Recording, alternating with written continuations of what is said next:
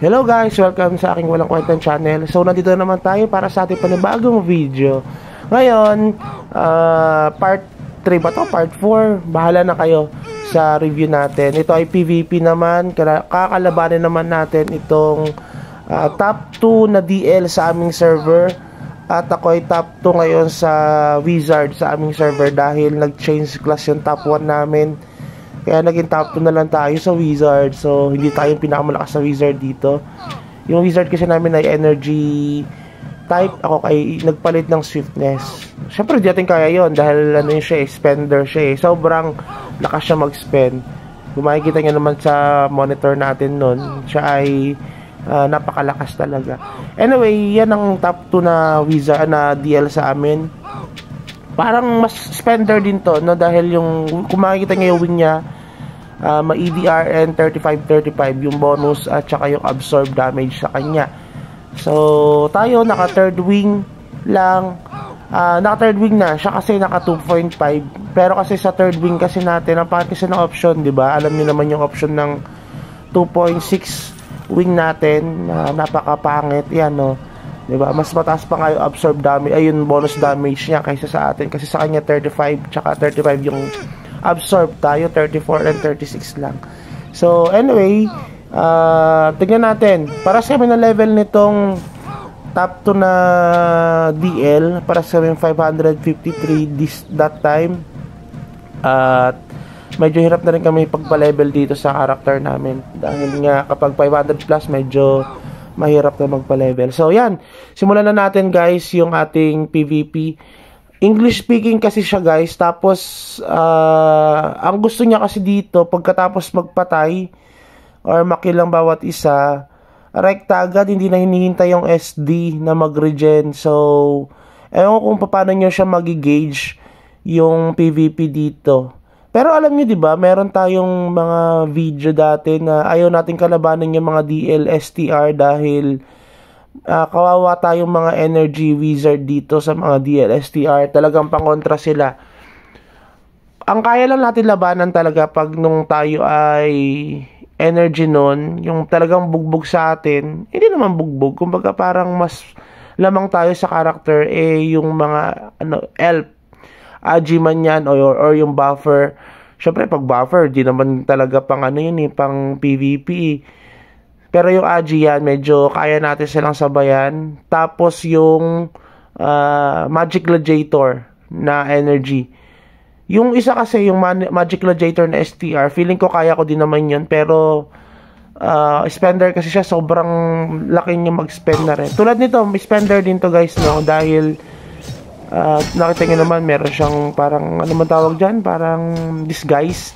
Tapos, nakaano na siya yung set ng, Archangel. So, may pants na siya. At saka, syempre, yung wing na 2.5. Ibig sabihin nun, marami na rin siya nagastos. Tayo kasi wala pang, wala pang pants.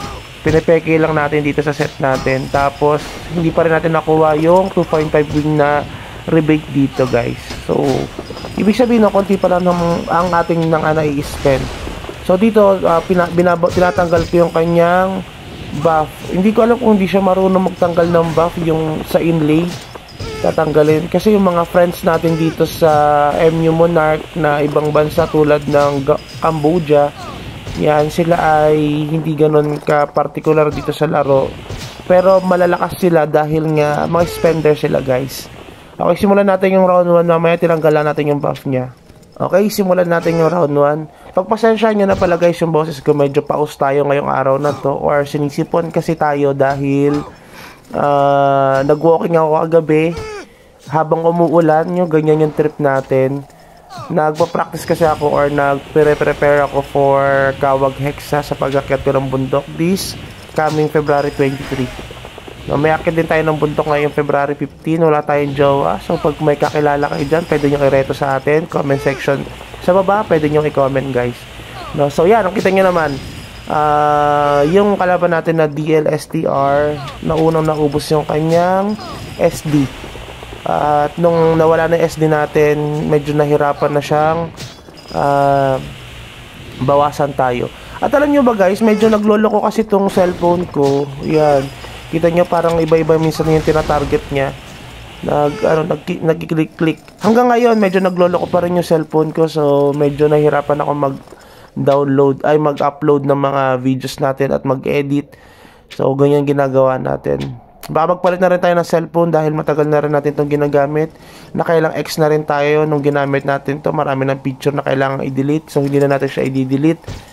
Magpapalit na lang tayo ng cellphone para hindi makita nung bago nating magiging jowa. Siyempre, ito sa mga ipapakilala nyo yan. So, yan ang ginagawa nyo. Bigla na lang siya umaatake. Hindi niya na hinihintay yung SD ko.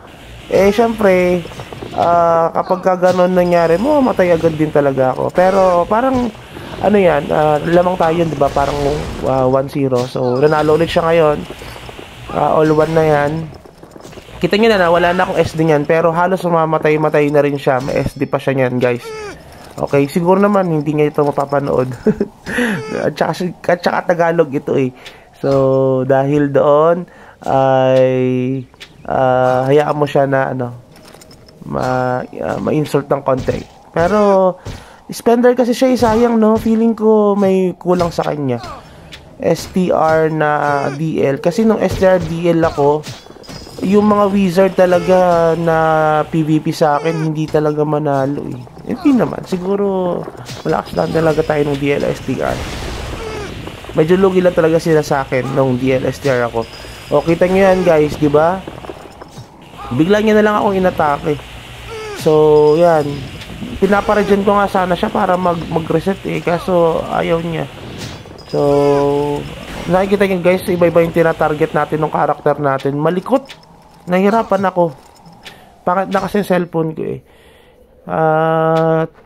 Ayan. So, 2-1 yan. So, gagawin natin siya. Magiging 2-2 yan dahil nga hindi niya pinaparegen yung SD ko. Gusto ko sanang i-regen eh kasi matagal eh. Siguro niya maghintay. Tapos, yan pala guys, no? Tayo ay swiftness na. Binago natin siya. Dating energy wizard. So, sinubukan natin yung swiftness ngayon. Kung mapapansin nyo, ay ang daming miss sa kanya. At to think na hindi pa ako naka-DSR niya na yung defense success rate dahil nga mahal ang mga item nitong at saka mahirap magpa-stock ng gamit ng DLSTR ng T13. Balak kasi natin siyang i-full option, so kaya medyo maarte tayo sa item, sa gears. Kailangan clean yung gear na bibilin natin kapag binili natin sa TH, no? Dahil nga matagal magpa-level dito. So dahil matagal magpa-level dito sa sa 550, matagal natin magagamit yung set. So gagawin natin i-full option natin kung kaya natin i-full option habang nagpapa-level tayo. So kita nyo guys, no, yung character talaga niya, ang kalaban natin ay lamang talaga tayo. Ibig sabihin nun, effective yung swiftness na wizard guys. Ang bilis niyang umatake, mataas yung defense niya, at the same time yung defense success rate. Susubukan natin sa ibang mga players naman itong character natin. Hintay-hintay nyo lang na stay tuned sa ating channel. Kung ikaw ay bagong nag-watch dito sa ating channel, please consider like and subscribe na rin para kahit papano madagdagan ng ating mga subscriber at saka viewers na rin, no. Mag 1,000 na pala tayo guys. Thank you sa suporta. Minsan kasi tinatamad ako mag-upload, puro akyat bundok lang, at yung mga videos natin. At minsan din kasi wala akong ma-content, no. Tinatamad ako kasi gusto ko kasi may information akong mabibigay.